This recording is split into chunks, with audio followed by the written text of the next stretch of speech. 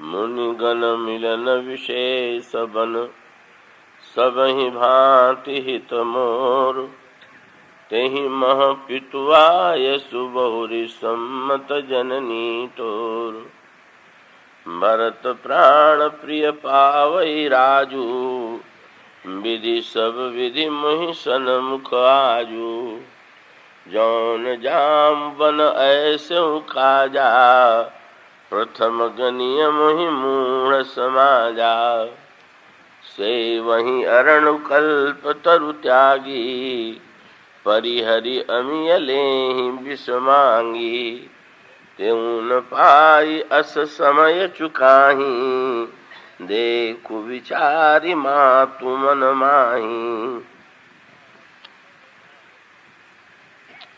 श्री राम कथा रस के पिपासु महानुभाव, भक्तिमती देवियों,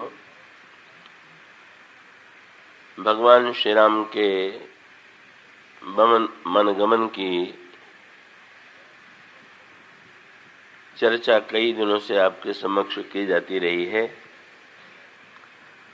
आइए भगवान श्री राम के वनगमन का उद्देश्य क्या था, आज उस पर दृष्टि डालने की चेष्टा करें। भगवान श्री राम का वनगमन जिन परिस्थितियों में हुआ, जिस तरह हुआ, उससे तो यही लगा कि इससे बढ़कर के दुर्भाग्य की कोई घटना नहीं हो सकती है। किंतु भगवान श्री राम ने अपने वनगमन को वरदान के रूप में देखा। वे यह अनुभव कर रहे थे कि उनका वनगमन विश्व कल्याण के लिए परमावश्यक है, क्योंकि इस वनगमन का ही प्रतिफल ये होता है कि बाद में श्री भारत का भी वनगमन होता है और भगवान श्री राम की अयोध्या से चित्रकूट की यात्रा और फिर श्री भरत की अयोध्या से चित्रकूट की यात्रा, ये दोनों का ही वनगमन एक दूसरे का पूरक है। और यदि दोनों के वनगमन के रहस्यों पर दृष्टि डालें तो यही प्रतीत होता है कि यदि कहीं श्री राम का वनगमन न होता और उसके परिणाम स्वरूप श्री भरत का वनगमन न होता, तो संसार के समक्ष जो एक महान आदर्श भक्ति और प्रेम का प्रस्तुत किया गया, या गोस्वामी जी की भाषा में कहें कि मानो एक मंथन हुआ और उस मंथन में श्री भारत के प्रेम का अमृत प्रकट हुआ। तो यदि श्री राम बन न जाते तो विश्व इससे वंचित रह जाता। इसीलिए जब श्री भारत चित्रकूट की ओर प्रस्थान करते हैं, और यही तीर्थराज प्रयाग की घटना है, महर्षि भरद्वाज की निवास स्थली है और श्री भरत का आगमन महर्षि भरद्वाज के आश्रम में हुआ। किंतु महर्षि भरद्वाज के आश्रम में श्री भरत ने जब प्रवेश किया तो लज्जा के मारे वे अपना सिर ऊपर नहीं उठा पा रहे हैं और उनकी दृष्टि सर्वथा नीचे की ओर है और लज्जा में सिकुड़े हुए से, सकचू हुए से महर्षि भरद्वाज के चरणों में श्री भरत ने प्रणाम किया। गोस्वामी जी से ये पूछा गया, श्री भरत इतने लज्जा में क्यों गड़े जा रहे हैं? तो गोस्वामी जी ने श्री भरत के संकोच का वर्णन करते हुए कहा, मुनि पूछब कछु यह बड़ सोचू। श्री भरत लज्जा के मारे, संकोच के मारे यह सोच करके घबरा उठे कि यदि कहीं महर्षि भरद्वाज ने मुझसे पूछा कि क्या तुम ही वो भरत हो जिनके लिए प्रभु को बन जाना पड़ा, श्री राम को बन जाना पड़ा, तो मैं क्या उत्तर दूंगा? कैसे मैं अपनी आंखें महर्षि की आंखों से मिला पाऊंगा? लज्जा के मारे गड़े हुए श्री भरत को देख करके महर्षि भरद्वाज ने ये सोचा, समझ गए कि भरत के हृदय में इतना संकोच क्यों है, और तब उन्होंने ये कहा कि भरत, तुम्हें संकोच करने की कोई आवश्यकता नहीं। क्यों?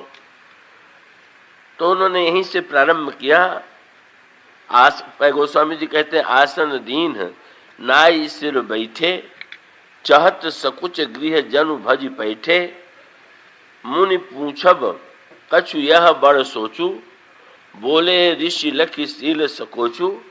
और महर्षि भरद्वाज ने पहला वाक्य कहा, तात भरत हम सब सुधि पाई। तुम संकोच मत करो, मैं तुमसे बिल्कुल कुछ नहीं पूछूंगा, कि मुझे सारा समाचार मिल चुका है। महर्षि भरद्वाज को ये आशा थी कि इस वाक्य को सुनकर के श्री भरत का संकोच दूर हो जाएगा, किंतु जब महर्षि ने श्री भरत की ओर दृष्टि उठा करके देखा तो उन्हें लगा कि श्री भरत तो लज्जा के मारे और भी नीचे गड़े जा रहे। सोचने लगे, अब ये और इनकी लज्जा और संकोच की वृत्ति बढ़ क्यों गई? तो समझ गए।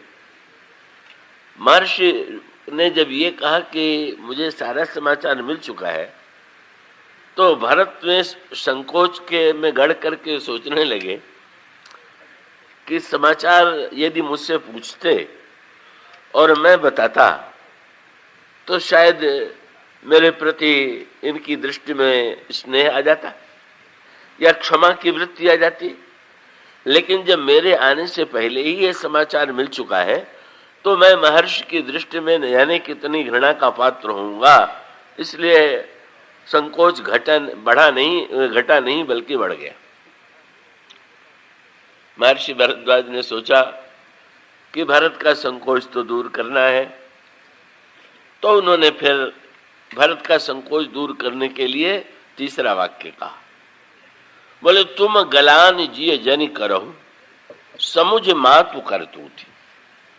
भरत, मुझे समाचार मिल चुका है और जो घटनाएं घटित हुई हैं का उसमें वस्तुतः तुम्हारी मां कैकेयी का दोष है, और यदि कैकेयी का दोष है तो संकुचित कैकेयी को होना चाहिए, कि तुम्हें संकुचित होने की कोई आवश्यकता नहीं। पर क्या महर्षि भरद्वाज का ये वाक्य सुनकर के श्री भरत का संकोच दूर हुआ? ना, दूर नहीं हुआ, बल्कि और बढ़ गया। क्योंकि कल या परसों ये बात आपके सामने रखी जा रही थी कि श्री भरत जो अयोध्या में घटनाएं घटित हुई हैं उसके पीछे कैकेयी का दोष उन्हें दिखाई देता है, पर उनको लगता है कि महारानी कैकेयी ने जो कुछ किया है वो मेरे ही राज्य के लिए अनर्थ किया है। इसलिए यद्यपि मैं अनभल अपराधी, भय मोहि कारण सकल उपाधि, वस्तुतः अनर्थ का हेतु तो मैं हूं। ऐसी स्थिति में दोष महारानी कैकेयी का नहीं है, दोष तो मेरा ही है। महर्षि भरद्वाज को लगा कि ये तो अनोखे संकोच ही निकले। इनके संकोच को दूर करने के लिए मैं जितनी नई बात कहता हूं, संकोच घटने के स्थान पर बढ़ता जा रहा। तो उन्होंने सोचा कि अच्छा भाई, अब और इससे आगे बढ़े, इससे शायद संकोच हो जाए दूर। तो उन्होंने कहा, भरत, मैं ये बताना चाहता हूं कि तुम्हारी मां का भी कोई दोष नहीं। क्यों? तो उन्होंने कहा, तुम गलान जिय जनि करो, समुझ मां तू कर तू थी। लेकिन तात कैकेयी दोष नहीं, गई गिरावती धूत। महारानी कैकेयी का भी कोई दोष नहीं था कि सरस्वती ने ही उनकी बुद्धि को भ्रष्ट कर दिया था। पर आश्चर्य, इस वाक्य को सुनकर के श्री भरत और लज्जा में गड़ गए।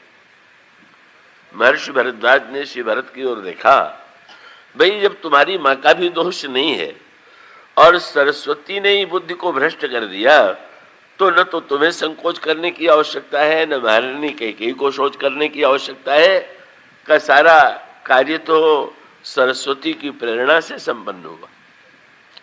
पर श्री भरत ने मन ही मन ये सोचा कि महर्षि, ये तो आपकी करुणा है कि आप एक अपराधी भरत को निरपराध सिद्ध करने के लिए एक के बाद दूसरा नाम लेते जा रहे हैं, लेकिन आप जो वाक्य कह रहे हैं वो तो उपयुक्त प्रतीत नहीं होता है। क्या कि शास्त्रों में यही लिखा हुआ है कि सरस्वती बुद्धि को शुद्ध करती हैं, पवित्र करती हैं। तो जब सरस्वती बुद्धि को शुद्ध करती हैं और आप कहते हैं सरस्वती ने बुद्धि को भ्रष्ट कर दिया, तो महाराज ये तो अनर्थ की पराकाष्ठा होगी कि भरत को निर्दोष सिद्ध करने के लिए कदेवी सरस्वती को ही दोष का भागी बना दिया जाए। तब अंतिम बात जो महर्षि भरद्वाज ने कही वो बड़े महत्व की थी, और इसका अभिप्राय कि जैसे कोई घटना घटित हुई हो और घटना के पीछे के जो कारण है का उसके परत दर परत पता लगावें कि वास्तविक अपराधी कौन है। तो इसी प्रकार से जो घटना घटित हुई का उस घटना के पीछे खोज होने लगी। महर्षि भरद्वाज ने खोज किया। पहले तो उन्होंने एक वाक्य कह दिया था कि सुनहु भरत हम सब सुधि पाई, विधि कर्तव्य पर किछु न बसाई। सृष्टि में ब्रह्मा के कार्य पर किसी का वश नहीं चलता, पर ऐसा लगा कि ये तो एक बोलने की शैली है कि ब्रह्मा का नाम लिया जाता है। ब्रह्मा स्वयं तो कुछ नहीं करते हैं, अंत में व्यक्ति ही तो कार्य का हेतु बनता है, तो ब्रह्मा नहीं कैकेयी दोषी। जब कैकेयी के पीछे देखा तो लगा कि कैकेयी दोषी नहीं है, मंथरा दोषी, का सरस्वती दोषी। पर सरस्वती दोषी है अगर बुद्धि भ्रष्ट करने वाली, तो श्री भरत की जिज्ञासा यह थी कि सरस्वती ने यदि ऐसा कार्य किया होगा तो सरस्वती की बुद्धि पहले भ्रष्ट हुई होगी। तो महाराज ये तो बताइए कि उनकी बुद्धि किसने भ्रष्ट किया। बस का उनकी बुद्धि को किसने भ्रष्ट किया। और तब महर्षि भरद्वाज ने सचमुच देखा कि ये सरस्वती ने जो कुछ किया, सरस्वती ने मंथरा की बुद्धि बदली, मंथरा ने कैकेयी जी की बुद्धि बदली, कैकेयी ने महाराज श्री दशरथ को बाध्य किया, पर सरस्वती ने जो कुछ किया उसके पीछे कौन। और जो ही महर्षि भरद्वाज ने देखा सरस्वती के पीछे तो चौंक पड़े। क्यों? सरस्वती ने वैसे अगर पढ़े तो यही लगता है कि सरस्वती को देवताओं ने सरस्वती से प्रार्थना किया और देवताओं की प्रार्थना सुन करके सरस्वती ने मंथरा की बुद्धि को परिवर्तित कर दिया। किंतु वस्तुतः सत्य जैसा प्रतीत होने पर भी ये पूरी तरह सत्य नहीं। देवताओं को भी यही भ्रम था कि सरस्वती ने जो कुछ किया है वो हम लोगों की प्रार्थना से प्रेरित होकर के किया, और इसीलिए जब देवताओं ने श्री भरत को वन की ओर जाते देखा और उन्हें लगा कि कहीं ऐसा न हो कि श्री भरत के प्रेम से प्रभावित होकर के राघवेंद्र वन से लौट आवे, तो अब स्वार्थी व्यक्ति जैसे सोचता है वही स्वार्थ की वृत्ति देवताओं के मन में आई, और वो परस्पर एक ही योजना बनाने लगे कि राम ही भरत ही भेंट न हो, किसी तरह से श्री राम और भरत की भेंट न हो। और फिर एक उपाय और भी लगा कि जैसे सरस्वती ने मंथरा और कैकेयी जी की बुद्धि को बदल दिया है, तो अब अगर श्री राम लौट गए तो कार्य बीच में बिगड़ गया, तो उन्हीं को पुकार करके कहें कि अब आधा काम और फिर कर दीजिए। सरस्वती की को देवताओं ने बुलाया और कहा कि जैसे आपने मंथरा और कैकेयी जी की बुद्धि को बदल दिया, उसी प्रकार से अब भरत जी की बुद्धि को भी बदल दीजिए, तो ही ये समस्या सुलझेगी, नहीं तो उलझ जाएगी। सरस्वती जी सुनकर के चुप हो गई और इंद्र को देखना बड़े ध्यान से उन्होंने देखा। इंद्र ने मां सरस्वती की ओर देखा, देवी आप मौन हो गई और मेरी ओर ध्यान से देख रही हैं, तो बात क्या है? आपने तो अनेक बार मेरी ओर देखा होगा। कौन उन्होंने देखा तो बहुत बार था, पर एक बात नई बात आज पता चल गई। क्या? बोले मैंने अभी तक संसार में 1-2 आंख वाले अंधे तो देखे थे, पर 1000 आंख वाला अंधा तो पहली बार देखने को मिला है। सहस नयन बिनु लोचन जाने, या लोचन सहस न सूझ सुमेरु। तुम कैसी 1000 आंख वाले हो कि तुम्हें सुमेरु पर्वत भी नहीं दिखाई दे रहा। तो देवताओं ने उलाहना दिया कि देवी आपने अगर किसी कार्य का बीड़ा लिया तो क्या उसको बीच में छोड़ना ठीक है क्या? उस समय सरस्वती ने रहस्य खोल दिया। बोले आप लोगों के कहने से मैंने सरस्वती या मंथरा की बुद्धि, मैंने मंथरा या कैकेयी जी की बुद्धि को नहीं बदला। तब जब आप मुझसे प्रार्थना कर रहे थे तो मेरे पीछे एक और खड़े हुए थे। सरस्वती का वर्णन रामायण में किया गया है कठपुतली के रूप में, और कठपुतली के नृत्य में आपने देखा होगा पर्दे के पीछे जो नचाने वाला होता है, दर्शक भी सामने होते हैं, कठपुतली भी सामने होती है, पर कठपुतली को नचाने वाला जो सूत्रधार होता है वो पर्दे की आड़ में होता है। तो रामायण में कहा गया सारद दारू नारी सम स्वामी और राम सूत्रधर अंतर्जामी। सरस्वती कठपुतली है और राम सूत्रधार है। तो जैसे दृष्टांत यूं दें कि दर्शक एकत्र हुए हों और सामने कठपुतली से प्रार्थना करने लगे कि कठपुतली आज तो तुम इस प्रकार का नाच दिखाओ या इस प्रकार की घटना दिखाओ, और कठपुतली अगर सचमुच वैसा ही करने लगे तो क्या ये मान लेना चाहिए कि कठपुतली ने दर्शकों की प्रार्थना को स्वीकार कर लिया? कठपुतली दर्शकों की प्रार्थना स्वीकार करने में स्वतंत्र नहीं है, वो तो जड़ है। उसको तो सूत्रधार जैसे नचावेगा कब वैसे वो नाचेगी। तो यही कह सकते हैं कि सूत्रधार ने ही यदि दर्शकों की इच्छा के अनुकूल का नृत्य प्रस्तुत कर दिया और दर्शक उसको ये मानने की भूल कर बैठे कि ये मेरे ही प्रार्थना का परिणाम है, सरस्वती ने देवताओं के सामने रहस्य खोल दिया। जब आप लोगों ने मुझसे ये कहा कि मंथरा की बुद्धि को बदल दीजिए जिससे राम बन चले जाएं, तो उसी समय अब मैं बड़े संकट में पड़ी कि क्या मेरा काम अब यही रह गया कि राम के राज्य में बाधक बनूं? बोले तब तक सूत्रधार कौन थे? श्री राम। और सूत्रधार श्री राम ने धीरे से धागा हिलाया और सरस्वती से कहा ये देवता जो चाहते हैं वही मैं भी चाहता हूं, इसलिए मैं ये चाहता हूं कि मंथरा की बुद्धि अवश्य बदल दीजिए। सरस्वती ने कहा उस समय भी मैंने जो कुछ किया था वो तब कछु कीन राम रुख जानी। आप लोगों की बात मैंने नहीं मानी थी, मैंने केवल श्री राम का रुख देखा था। तो मैं खोज होने लगी अपराधी की। कौन दोषी? ब्रह्मा दोषी कि कैकेयी दोषी कि मंथरा दोषी कि सरस्वती दोषी? यहां तक तो भरद्वाज जी दोषी का नाम बदलते गए, लेकिन सरस्वती की आड़ में जो ही श्री राम का संकेत देखा तो अब तो यही बाकी रह गया था कि ये कह देते कि सारा दोष श्री राम का ही है, सारा झगड़ा उन्हीं का खड़ा किया हुआ है। बस श्री राम का। और बहुत बढ़िया बात है क्या? घटनाओं के पीछे किसका हाथ? एक बड़े महत्व की बात है। और उसका अभिप्राय यह है कि घटनाओं के पीछे जब हमें व्यक्ति दिखाई देते हैं तो हमारे अंतःकरण में राग द्वेष उत्पन्न होता है, और घटनाओं के पीछे यदि अपना कर्म दिखाई देता है तो व्यक्ति को कर्म भोगने की बाध्यता दिखाई देती है। पर घटना के पीछे, सबके पीछे कौन है? व्यक्ति है, व्यक्ति के पीछे कर्म है, पर व्यक्ति और कर्म के पीछे भी कौन है?